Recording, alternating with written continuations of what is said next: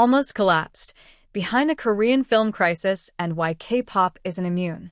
Both industries dominate the world but now face fundamental transformation and uncertainty at home.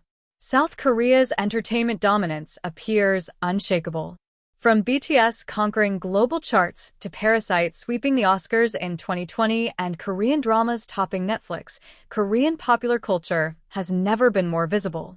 Exports driven by the country's arts hit a record $15.18 billion, £11 billion, in 2024, cementing the country's reputation as a cultural superpower. But inside South Korea, the two industries that helped build the Korean wave, cinema and K-pop, are now experiencing fundamental transformations, with their survival strategies potentially undermining the creative foundations of their success. The decline in cinema is the most dramatic. Admissions for Korean and international films have fallen 45% since 2019, from about 226 million to 123 million, while box office revenue has dropped from $1.3 billion to $812 million. With investments slowing sharply, Korean distributors that once released more than 40 locally produced films a year are expected to put out about only 20 in 2025, and warn that 2026 could be even more serious as the pandemic-era backlog runs out and new productions are not coming fast enough. Kim Han-min, director of the Lee Sun-sin trilogy, delivered the bluntest warning when he told lawmakers last year that the sector had almost collapsed. Jason Bechervaise, a professor of Korean film at Hanyang University, sees not a short-term slump, but a structural weakening. Years of tightening margins and rising costs have thinned out the mid-budget productions where new directors once developed and established filmmakers experimented, he says. Much of the talent pipeline is now moving towards streaming platforms, where investment is steadier and production schedules more predictable. The theatrical hold-back window, the period between a cinema release and a film's arrival on streaming, has also shortened to just a few weeks for many titles, leaving audiences with little reason to buy a ticket. The strain has already triggered historic consolidation, with the operators of the Lotte Cinema and Megabox chains planning to merge their 1,682 screens.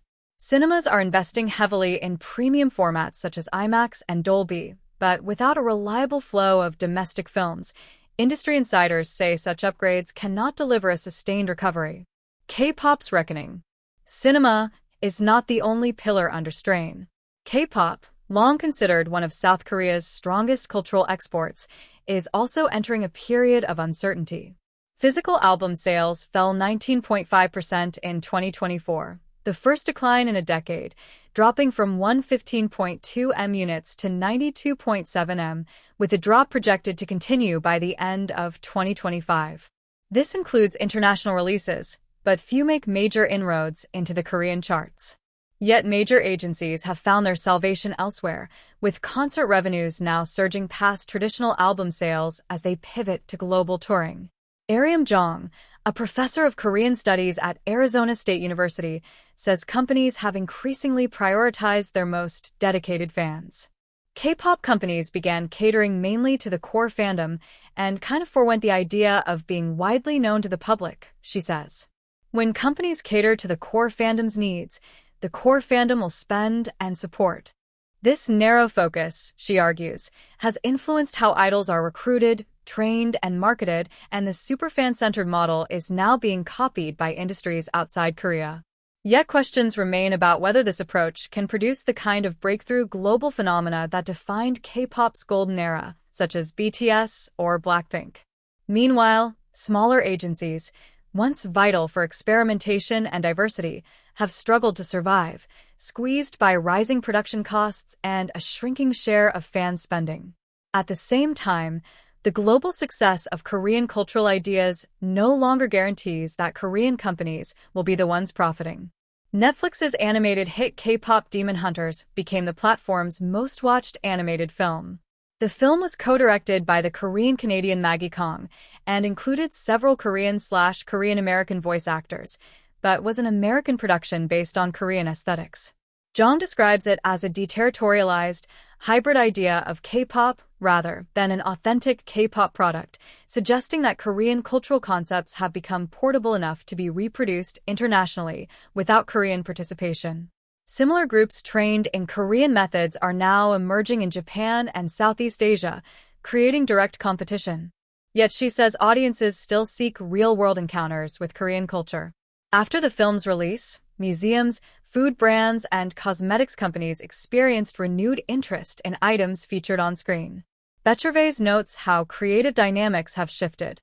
As domestic productions became more formulaic, American studios and Korean diaspora creators began drawing on Korean cultural elements in works such as Minari, Beef, and Demon Hunters. Korea had beaten Hollywood at its own game, he says, but now it's as though Hollywood's beating Korea at its own game. The government has responded with a sweeping 5-year, 51.4 trillion tons won, £26 billion cultural investment plan, aimed at expanding South Korea's global cultural footprint and strengthening broader cultural industries, from content exports to arts training, tourism, and sports. President Lee Jae-myung has also appointed the JYP Entertainment founder and K-pop mogul Park Jin-young to co-chair a new presidential cultural committee to promote the spread of Korean pop culture internationally. Major agencies such as HYBE and SM Entertainment are opening new subsidiaries in Southeast Asia, India, and China. But critics say the focus on overseas expansion risks overlooking the infrastructure at home that once powered South Korea's cultural ascent and eroding the cultural authenticity that originally attracted international audiences. John believes the industries will continue to earn money, but warns that financial success alone cannot guarantee creative renewal. The Korean entertainment industry will continue to profit this way, she says, but I think it will be difficult to create something like K-pop Demon Hunters that has won over so many people worldwide. An incredible cell phone.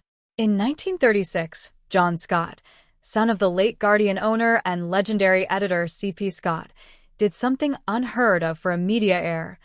He gave up his stake for the greater good.